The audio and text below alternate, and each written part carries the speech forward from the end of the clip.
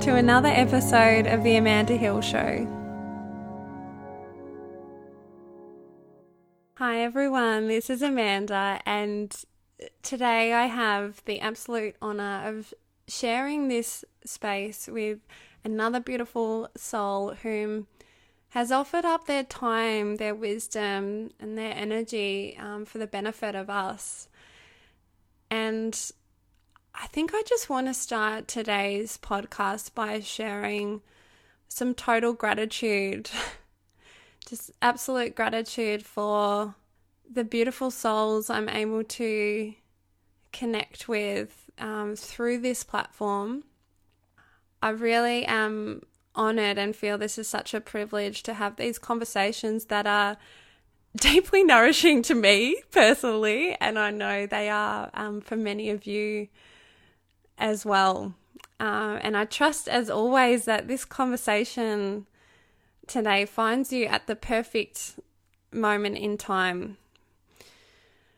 And today's interview is with the absolutely divine Katrina Smith from Heart and Hands.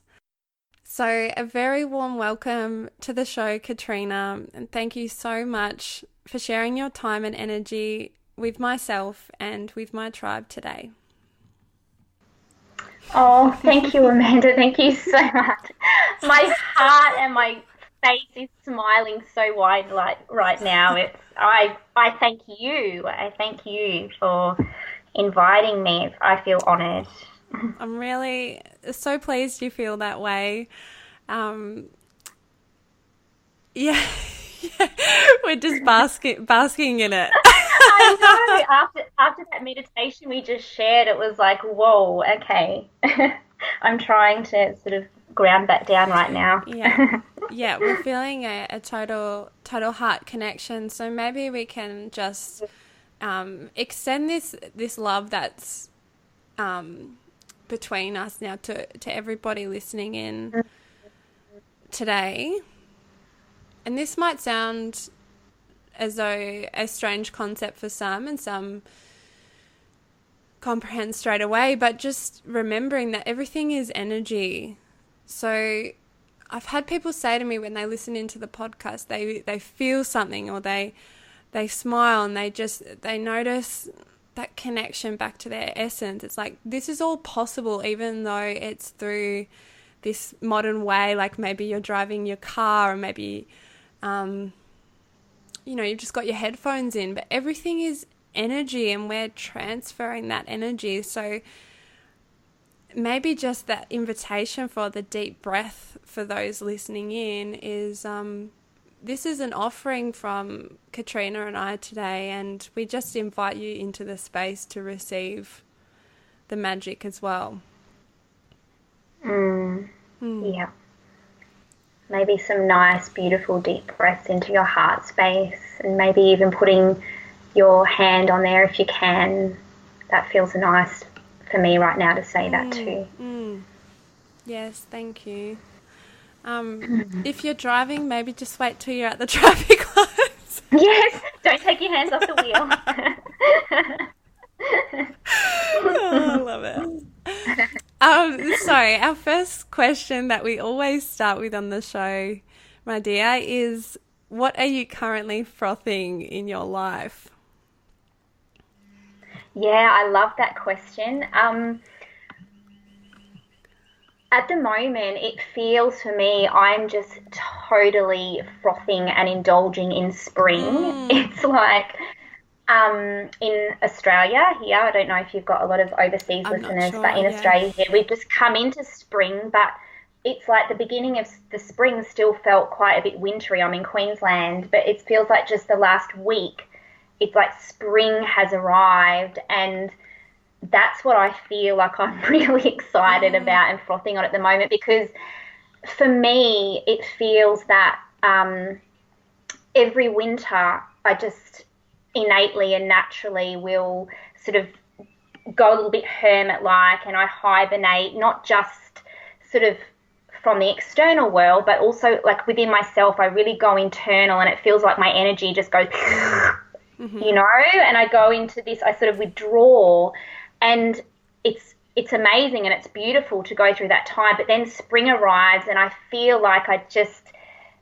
get this new life, a new energy, and the sun's out, and I've been swimming in the ocean every day, and I get all of this new, renewed energy and new inspirations coming through. And so it's like everything's spring for me. I'm obsessing about at the moment, just simple things like being out in nature and being in the sun. And also too, I find at this time every year, I sort of go through this at the beginning of spring, like this phase, like this process of spring cleaning. But yes, I do go through this phase of spring cleaning, you know, my home and my creative space and my like external surrounds. But me, you know, it's almost like I'm going through this time where I'm feeling into everything and looking at everything in my life, like outside of me, but also internally, like my beliefs and my habits and my ways of being and just everything, like all the little crevices. And it's like in winter, I've sort of gone in and done a lot of looking in, and then with spring, it's like, okay, what do I need to release? What is mine? What do I want to move forward with? So I'm going through this phase at the moment where I'm sort of just like touching everything in my life and everything in me, and really, spring cleaning. Beautiful. It's amazing to be in sync with that guidance, and what's naturally happening outside becomes a cue for what's happening inside, and vice versa. And they both are sort of benefiting each other, because I resonate with the spring cleaning as well, of how recently I've just spent, you know, once a week, like half a day just in my space, like in my, whether it's my room or home, just cleaning or rearranging and things like that. But it's amazing the process you go through internally whilst you're doing those really simple tasks, inverted commas, that can facilitate an internal cleaning as well. Totally. It's the same. Yeah. It's the same thing. It's the internal and the external is just the same journey, the same process. Yeah. And for me at the moment, it's like everything feels like about simplicity. It's like anything that's not an absolute yes or feels in alignment with where I'm at presently, it's like it just has to go. Like there's no maybes and no, okay, you know, ifs. It's like if it's not a resonant yes and an absolute yes, then yes, I'm nodding and smiling. Okay. I'm feeling the same, and it brings me to one of my mentors, Tracy Spencer. Something she always said to me was, if it's not a fuck yes, it's a no. And that feels quite resonant at the moment. It's like really looking at how the week looks, and going, what's most important to me? Like what's the priority? And anything else, it's almost like I can't even try to keep the maybes in. They can't stay in the energy field. Oh, absolutely. That's absolutely how I'm feeling right now. Yeah, absolutely. It's like this really pinpointed focus, but it's almost it's not even forced. It's just there's no other way of being. It just is that, you know. Yeah, it is what it is. It's almost like it's an effortless way of being, I guess. Beautiful. Let's I'd love to introduce you officially to our listeners today. I loved your description on your beautiful website for yourself as a heart-led creative, magic weaver, visionary artist, crystal messenger, healer, yoga and meditation teacher, Reiki 2 practitioner, mother of two, and this was my favorite bit. Everyone ready? And infinitely more, which I just loved because it truly is so tricky to put who we are or what we do in a sentence or couple of sentences. I mean, there's no way to capture the full spectrum. So I love that that's what you finished on. I guess I first connected with your work, it was a few years ago when I was starting to dabble with macrame, and I absolutely adored, and still do, of course, how much intention and energy you inject into all of your creations. I love as well how your creations have diversified, and I think this is relevant to how guided you seem to be in what you create, in that it's as though it hasn't been set in a box. It's like, oh, there's this, and it's just whatever. I don't know, it seems to me that you really go where the energy is and just create what you're guided to create. So I guess we'd love to hear a bit of your journey with Heart and Hands, like how the idea first came to you and how you've been able to bring it to life.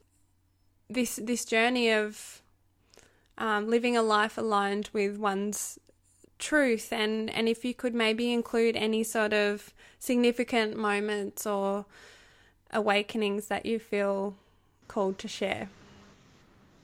Sure. Okay.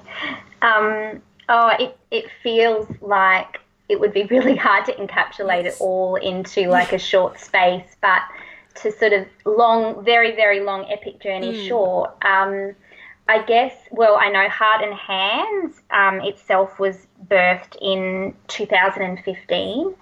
So at the time, my boys were, Elijah was 3 and Abel was 1, and I had absolutely, for the few years prior, just been totally immersed in motherhood, and that's it pretty much, and which was an absolutely amazing journey, but also it was a journey of, I guess, losing myself in this space of losing myself into motherhood, and then losing myself, but then rebirthing myself at the same time. And then, so back in 2015, I started going, okay, who am I again? Like, what do I love doing? You know, yes, okay, I love being a mom, but I felt at the time that I had lost so many other pieces of myself. And so I went on this journey, this personal journey of reconnecting with, I guess, myself through my spiritual practices. I started getting back into, because I used to teach yoga and meditation pre-children, but had sort of, in those few years, had disconnected from my practices. So I started getting into that. And then I also always was a creative, an artist, always used to paint and draw pre-children, had lost that in that time as well. And so at the beginning of 2015, I started reconnecting with all of those parts of me. And then I'm like, okay, I felt ready to, I don't like the word work, but let's use the word work. Like, I was ready to, do some work again and start, I felt the pull, I guess, to create a business, and I knew it was something I wanted to do with getting back into my creativity. But so I was just playing, dabbling with different things. And then it actually was, I realized in hindsight, all these little breadcrumbs had been put before me, which I was sort of ignoring in the busyness of life and motherhood and all of that. And I literally was woken up out of my sleep. It was mid-2015, and I was woken up out of my sleep with this very clear I mean, I use the word download, seed, whatever you want to say. And it was just the name of my business, what I was to do, how it was to start. And it was just, that was it. And I had to just start it straight away. So I woke up the next morning and just step by step, I just began. And can I just ask quickly here, I'm loving this. Prior to that wake up in the middle of the night, had you already started those practices? So had you already been getting yourself in that energy and that connection with spirit or your soul or whatever you want to call it? Yeah. Absolutely. So I was back into trying the best I could with young children to make space for meditation practice. I actually used to get up at 3 o'clock in the morning because that was the only time that I would have before the boys would wake, and I would do some yoga asana and meditation. But then also too, I was getting back into journaling. I was getting back into drawing again. So before that big boom moment in the middle of the night, I definitely was reconnecting. I was creating space for that to come through. And as I said, without going into what all the little breadcrumbs were, I did realize in hindsight that I had been receiving, I guess, inspiration and pulls and different things, just previous to that. But because I'd sort of, I guess, being full, life was so full that I wasn't acting on them. So they were probably, my soul self and, all of my guides or whatever were like, okay, we have to wake her up in the middle of the night while she's got some space. And so that's, it was amazing. It was. So, and if I receive things in the night, I know that they're serious and that it's like I have to act on them. So it was one of those moments. So that was the beginning. And then I guess after that, it would be a whole other interview to explain the whole journey. But so it was just one step at a time. Did it start with macrame, or what did your offering start with Heart and Hands? I think so. What my first offering was because back in the past, pre-children days, I'd done this whole series of yoga artwork, and I'd self-published a deck of yoga cards. So the first thing I did was to bring out that artwork and start offering that again. And then also too, it was macrame. So I had done macrame in the past and absolutely loved it. And it was interesting. The reason I got back into it again was because it was something that I could do and have it there. And then if I got interrupted with the kids, it didn't matter. I could just leave it and come back to it later. But then that reconnected me with my passion and my love, and it sort of grew and evolved from there. So beautiful. And now it encompasses, you've got affirmation decks, your macrame, the essences, crystal essences. Yes, that's my latest offering. Yes, the crystal light coated essences. Is there anything I've missed? I've got create it yourself kits. I do artwork. I do prints of my artwork, and I also run meditate and create circles, and custom pieces, custom intentional pieces. Like family heirloom pieces you make are just incredible. Oh, it's my absolute favourite. It's my absolute favourite thing to do, to make personalised pieces for people. Just working with them, what they want to invoke in their home, what they want the piece to symbolise, what they want their piece to represent, and then just also tuning in and channeling messages and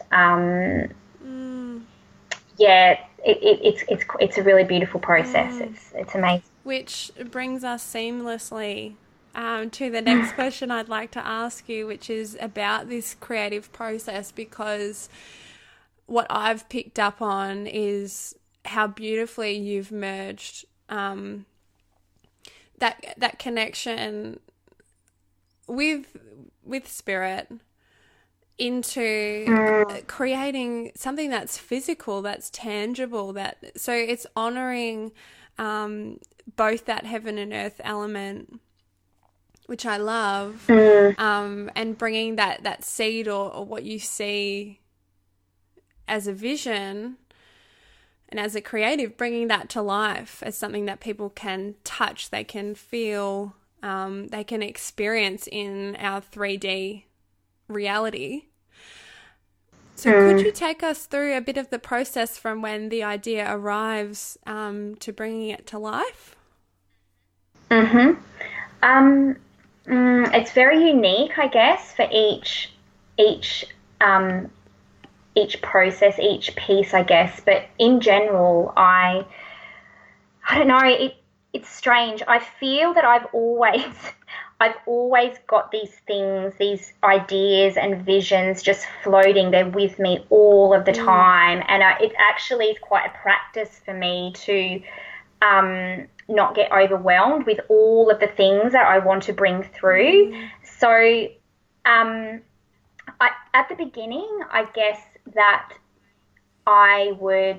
it would mainly be in my meditation. So if I was in meditation, I would get strong visions of like pieces or ideas, or how I had to start a creative project.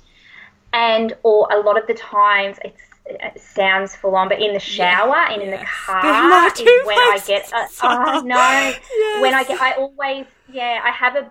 I have a book in my car that I keep with me, and I do lots of pulling over on the side of the road and just having to jot things down. So I guess with experience, and it's almost like through Heart and Hands, when I reconnected with my creative gifts, that it was almost like I had 20 years worth of creative projects that I hadn't brought out into the world, which were just like boom, boom, boom, boom, boom, just sitting there. And at the beginning, it was quite overwhelming. I felt that I had to sift through them all to be like, okay, what do I do first? And then I guess with experience and through my own personal journey, is that I learned that if I get an idea or an inspiration, I don't have to act on it straight away unless I get this feeling, and it's a feeling that I have. It's hard to put into words, where it's like I have to.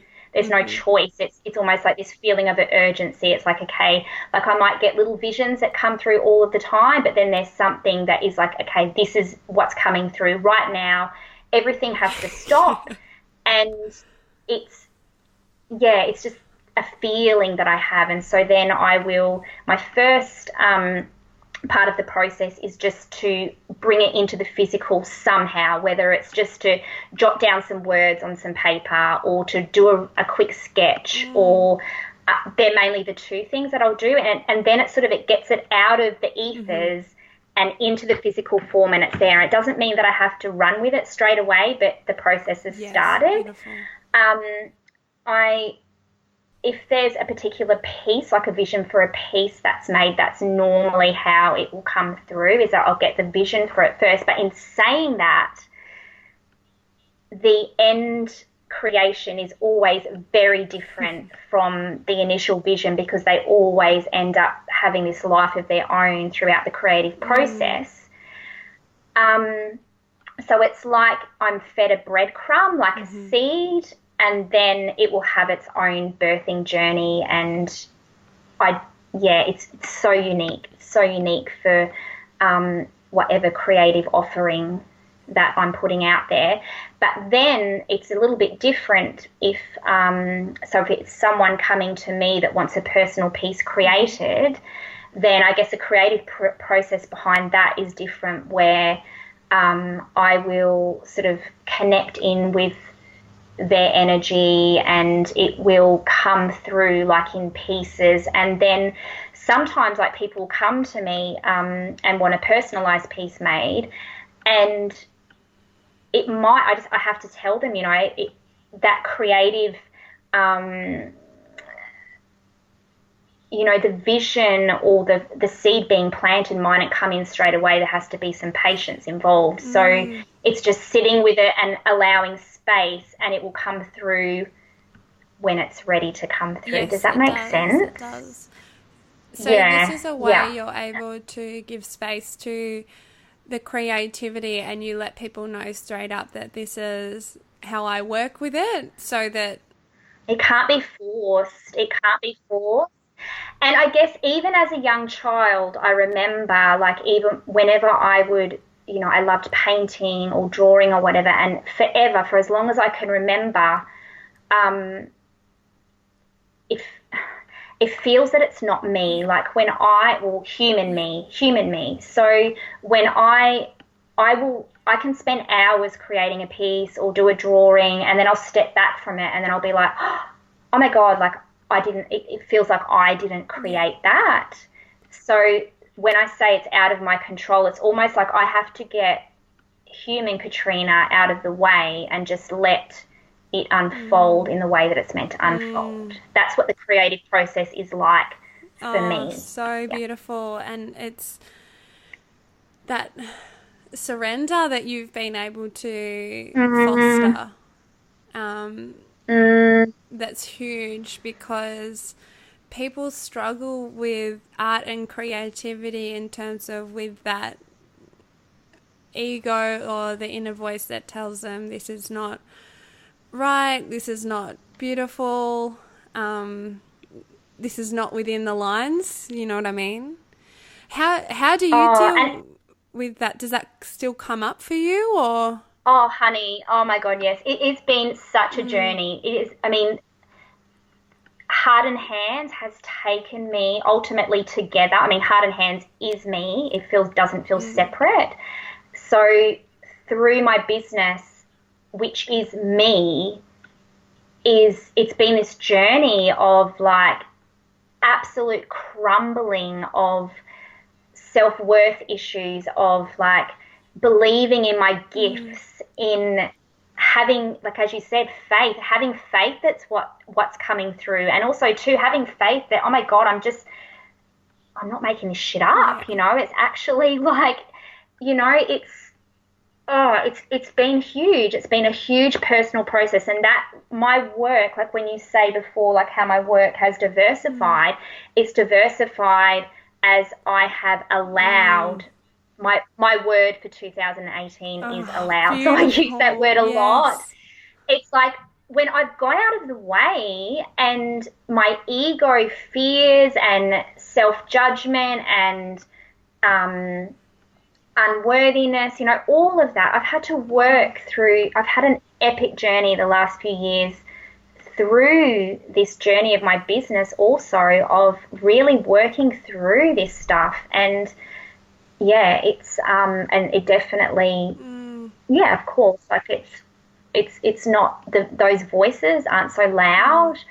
It's like you've just sort of turned down the dial on them, and the more that you create and trust, the dial gets turned up on trust and love and what you're bringing through.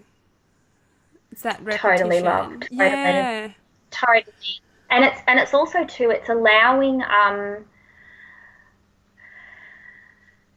it's the more that I live in a space that I allow like my heart and my highest of high self lead my way, and just it's like, and it's there's so much to say. It's like all this stuff's coming through, and I'm trying to like bring it into like this moment of expression. it's just being present with everything that comes through in each moment and just allowing it to come through and trusting what's coming through, and then working through all of my human doubts and fears and voices and all of that stuff, all the layers and layers and layers of stuff that has been piled, high for, my whole life. It's just like it's been this process of that journey of crumbling and breaking away, and then the more I've progressed through that journey, it's the more I'm allowing what's to come through me and allowing my gifts to be. Totally. Yeah. I commend you and honor you for that journey that you've gone on to bring through. Like, I've loved receiving your art personally, so I can say thank you from me for going on that journey. And I think I want to highlight for listeners what you said here around because the magnitude of ideas that come in can be overwhelming and can leave us then, oh, well, fuck, I can't do any of it. There's just too much. And I love what you said about just simply writing it down.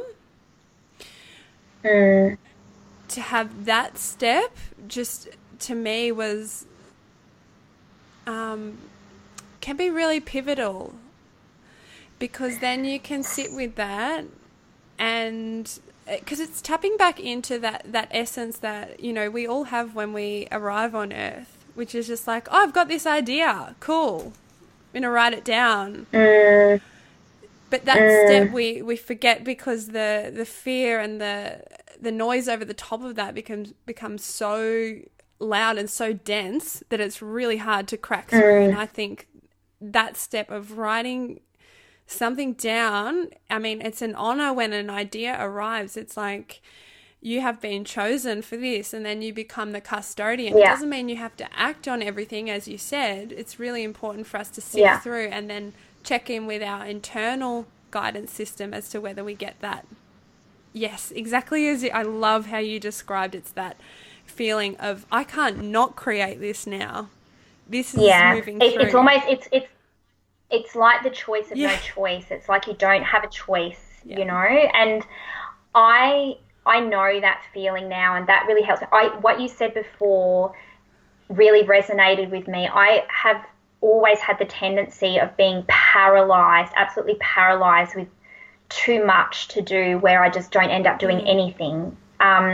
As a creative person, and also, as a mum, and a single mum, most of that time was not just having this constant creative flow and all this creative energy, a buzz, but then not having the time or the space a lot of the time to act on it in a lot of those moments when it would come through. And it was a real learning process for me to surrender to that, and to, as you said, trusting, knowing, being okay with that I didn't have to do everything, and I didn't have to do it straight away. And sometimes it's like, as I said, you don't even have to sift through it all. Sometimes it's not meant to be now. It's not meant to come through now.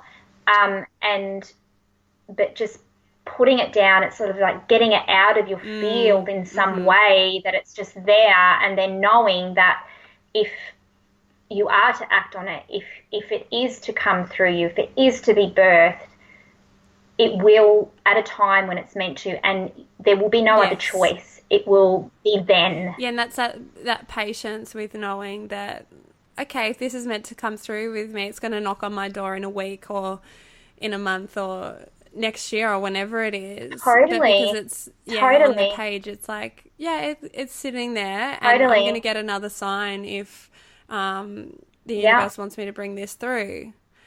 Or you ask for another sign. Yeah. Absolutely. And also too, it's like it's a part of that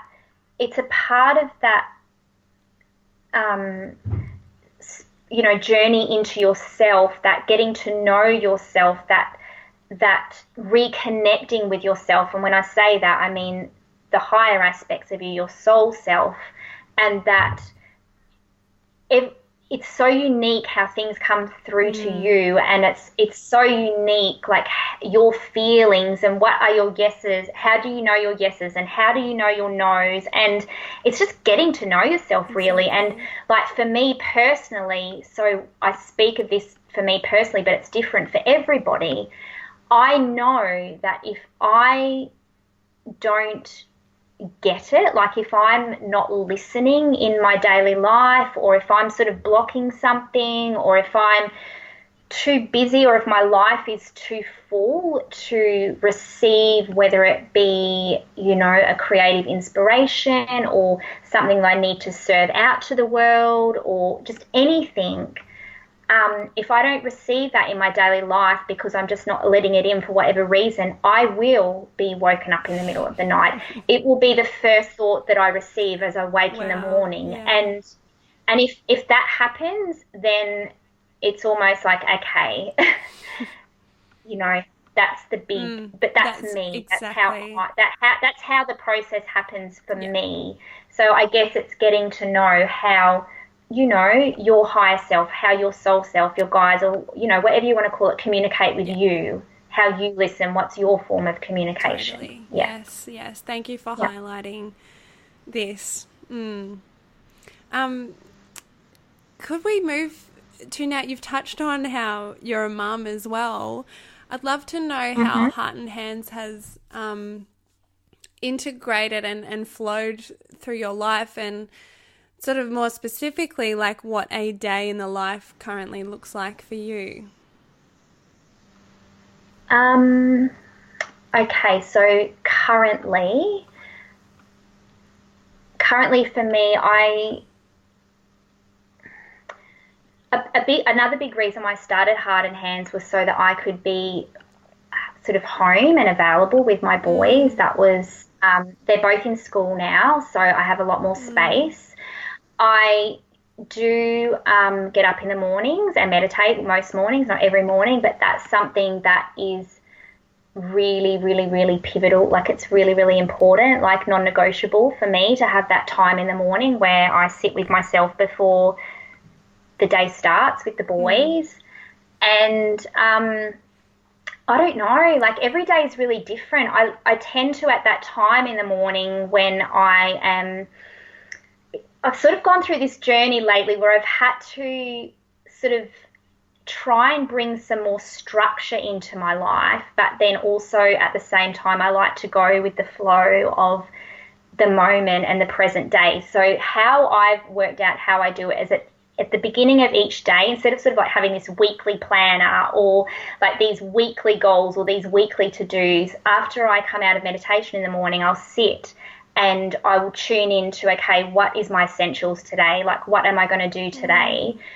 Whether it be, something I have to get done personally or something to do for work. And then I sort of go from there. I really do. I guess that's my daily. I love that. It's that's how my day looks. I actually, after I come out of meditation, I sit in and I tune in, and it's like, okay, what am I to do today? And if there is something that has to be done today, I do it, and if not, I try and just allow and be present with what unfolds. Gorgeous. Yeah, tapped into your internal rhythm and where your energy wants to go for the day, harnessing that rather than, I was meant to finish this macrame today, but the energy's not there. Maybe it's waiting for next week or something.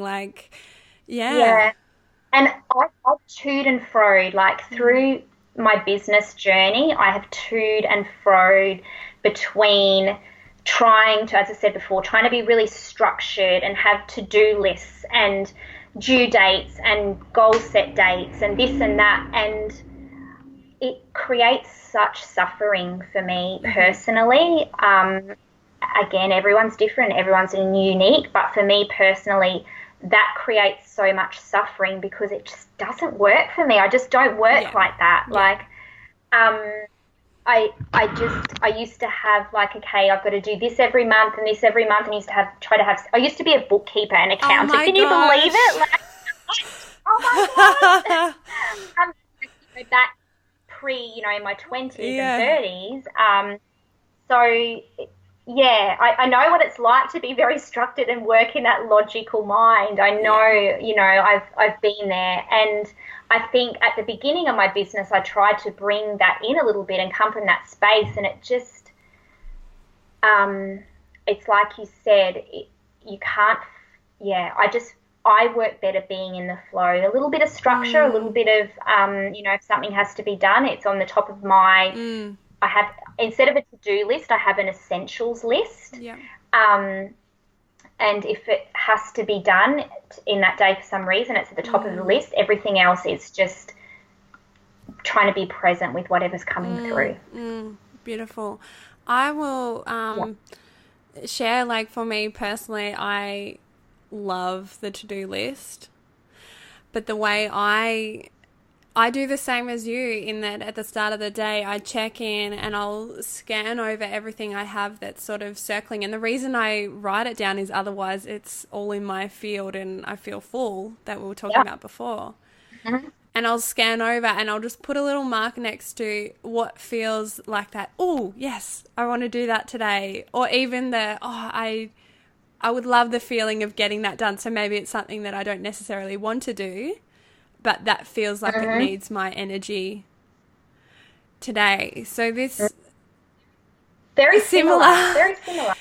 Yeah, similar. I like to mention, because I think you made a really good point before about people tuning into their internal rhythm and making it work for them.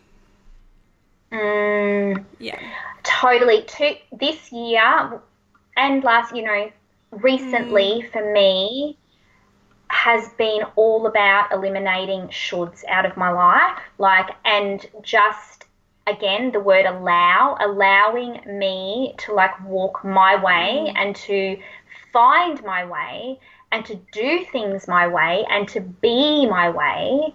And it's almost like putting your blinkers on to the way the external world tells you how you should do things, and even comparing or looking at the way other people do things, and just finding your way and what works for you, and really honoring what works for you, and what, because it's so different for everybody. Yeah. Wonderful. Wonderful advice. And I guess what I'd like to move to now is your online presence, because you sort of mentioned just then around, having or being in the online world can lend itself very easily to that comparison, and we're very much all on our own timeline.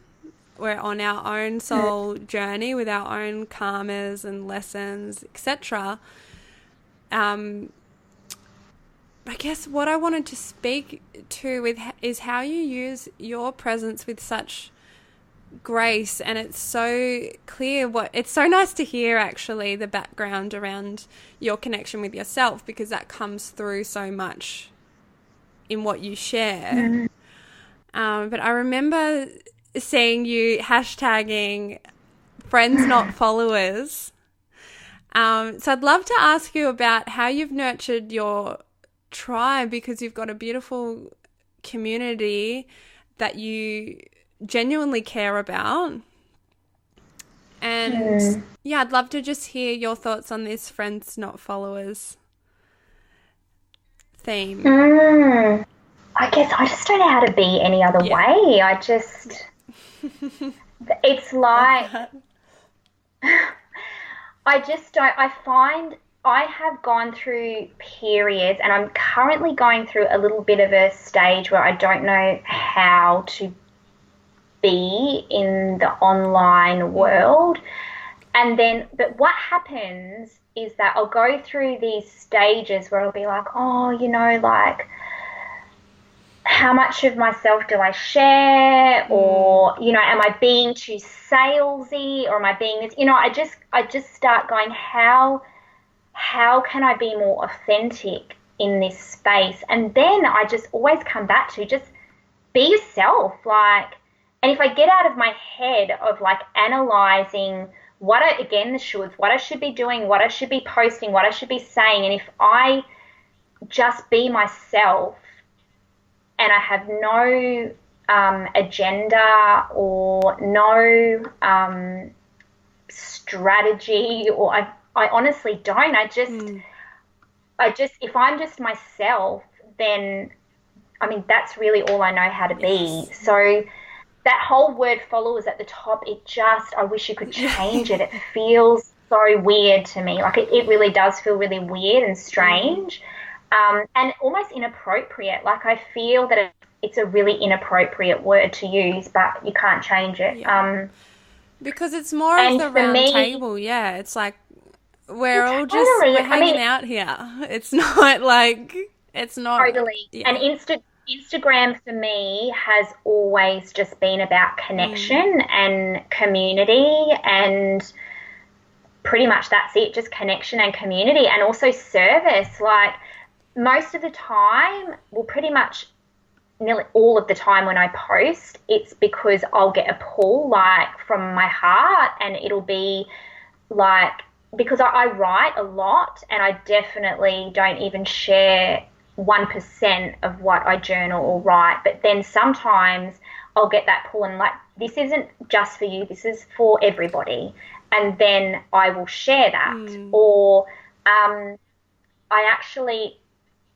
I get very strong pulls when I'm to share something on Instagram, and it normally is, it's quite strange, it normally is when I come out of meditation in the morning, I'm sitting there tuning into my day, and it'll be like, oh, you know, post about this today, or put that, you know, or then sometimes I might be somewhere and it'll be beautiful, and I'll just want to share it with people, and it's very organic and very unplanned for me. It's very just in the moment, and I just get that.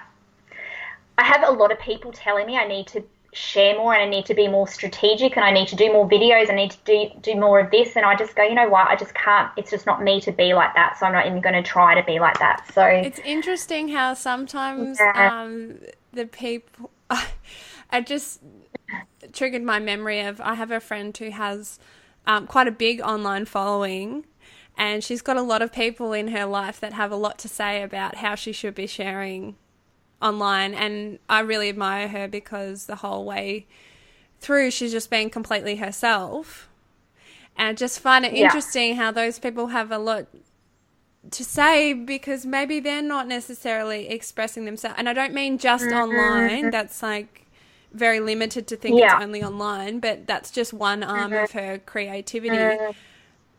But it's what I was speaking about last interview with Lauren about that being in the ring. It's like, hey, I'm in the ring here, like I'm putting myself out there, and I'm the one who's got my back at the end of the day, which is why it's important that it's authentic to you, because otherwise just things get messy. Absolutely. And also too, I feel that like in my case, which is for most of us, you know, our work is, it's not separate to who we are. And I went through a phase where I thought I had to be more businessy with my Instagram and treat it more like a business thing. And then I was like, oh, but how? Like, I don't know how to do that, because it's not a business thing to me. It's me. It's personal to me. It's who I am.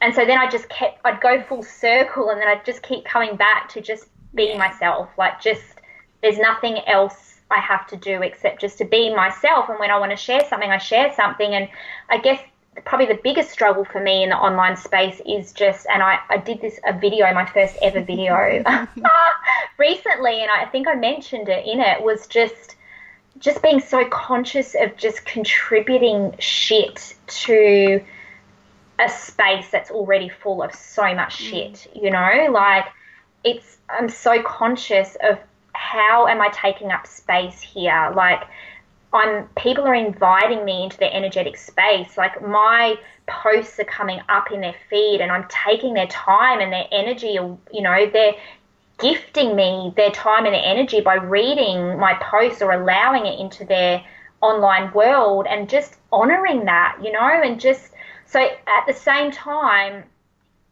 extending from what I said, where, you know, I do just try to be myself and be, well, I am, I don't know how to be, it's not even trying, it's just I am, being authentic on there and sharing when I feel the pull to share. But then I also do at the same time go, okay, like, what is my agenda for sharing? Do I have an agenda for sharing this? Is there something, like, I do have a moment, there's been times when I've went, you know what, I'm not even going to waste space with this, because I realised I was coming from a space that didn't feel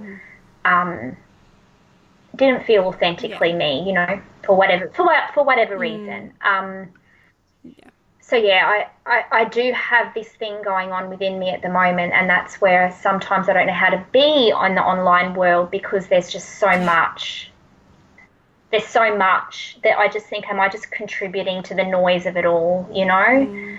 I guess it's the information age, and it's important to remember that we have full choice with who, like, circling back to what you just said around how much space am I taking up, it's like we as the consumer as such have full choice of who we follow and who we invite into that field. I regularly, like every 2 to 3 months, will go through and unfollow as many pages as I can. That's like brutally honest, but that's what I do to, like, it's like that's what I spend time on there. That information is going straight into my consciousness. It's like if I see something that I go, that's not aligned with me, or like, and it's not from judgment, it's not like, because everyone's at their own stage, but it's just like, that's not resonating for me right now. Like, it might in a year or something, and I might come back to it, but I'm just like, we have full choice, and we can't deny that we have that full choice for what we want to consume and vibrate with it. And our energy just changes so much and evolves so much and so quickly. So I think it's important not to forget that power, that it's just like, you don't have to follow everyone. You don't have to do that just because. I agree wholeheartedly with everything that you're saying, and I only follow 150 people on Instagram, and as I said, that is without judgment. Sometimes, you know, like, I will go on and I will look through other people's feeds or whatever, but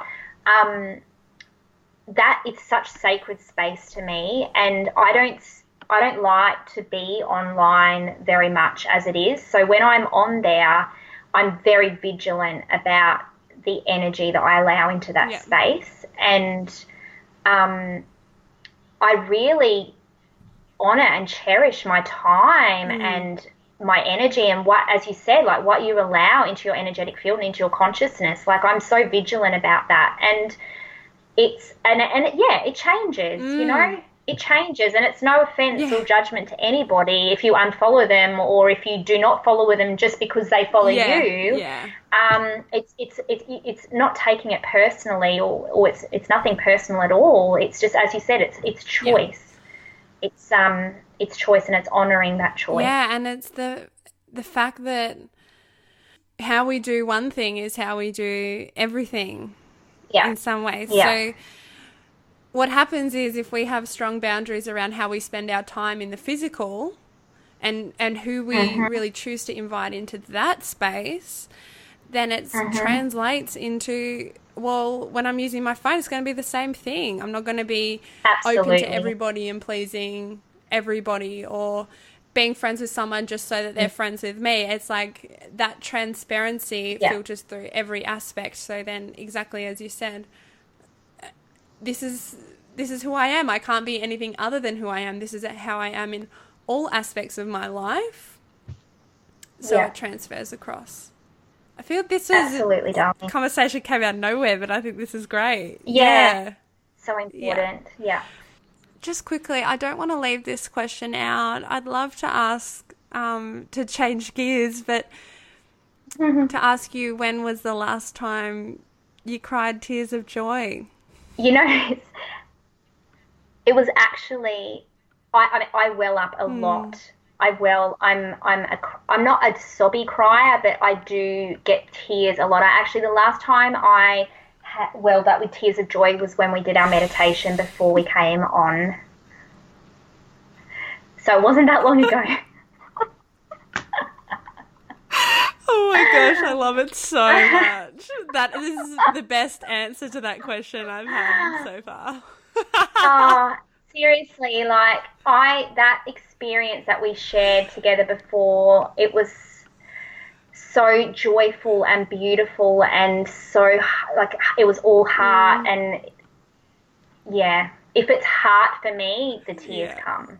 Yeah. Oh, amazing. So yeah, it wasn't that long ago. I love it.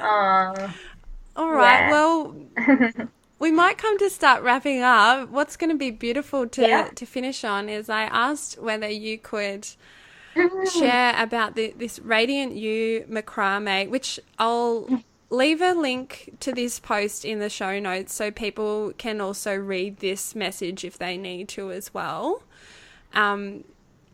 But yeah, this just came up as an idea as to whether you would be open to sharing with our listeners the beautiful words you channeled for this art.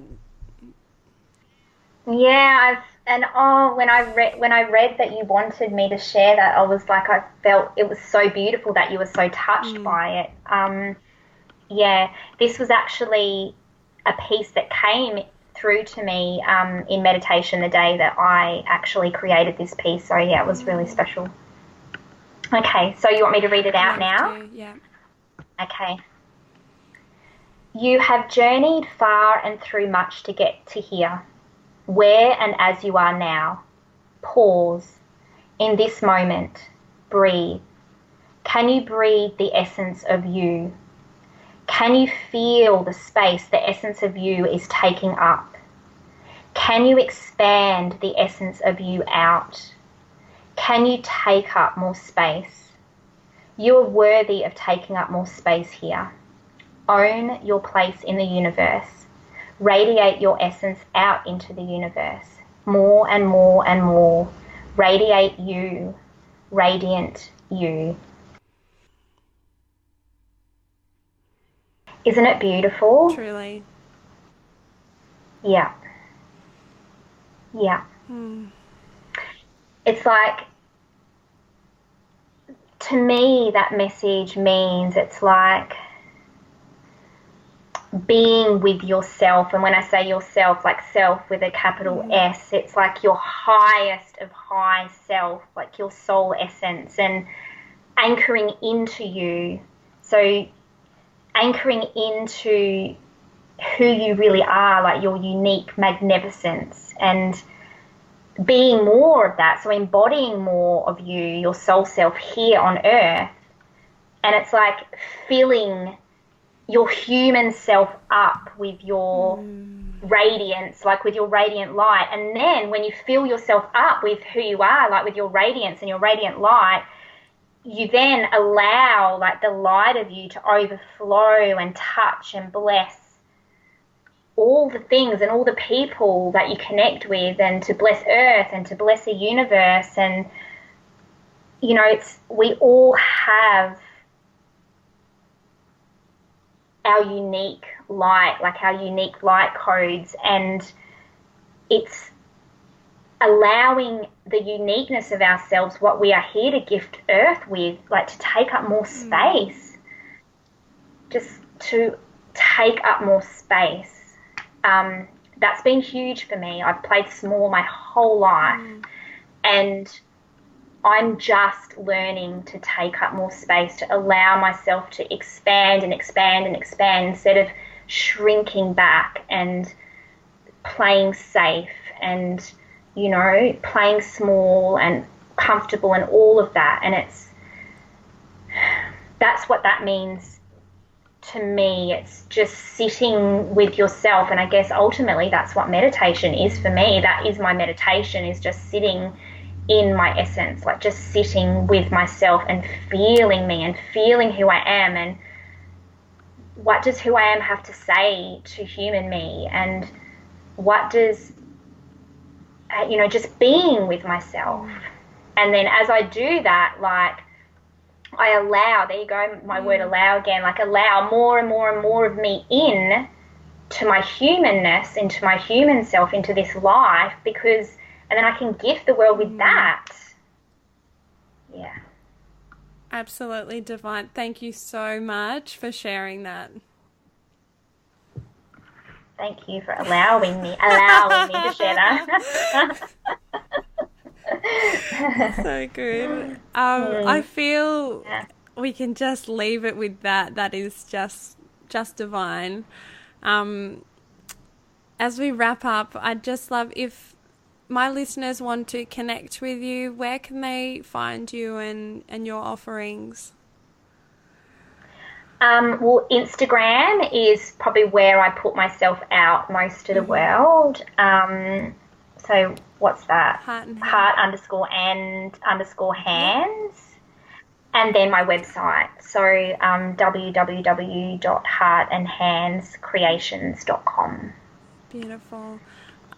And email. Send me an email. Connect, Yeah, and I always invite my listeners, when they connect with a guest or they have, an aha moment, please let them know. So please let Katrina know if you've connected with this episode, because she has so generously offered her time and her wisdom, and it's just a really simple way we can honour her for that. And I just want to thank you so much for today. Oh, thank you.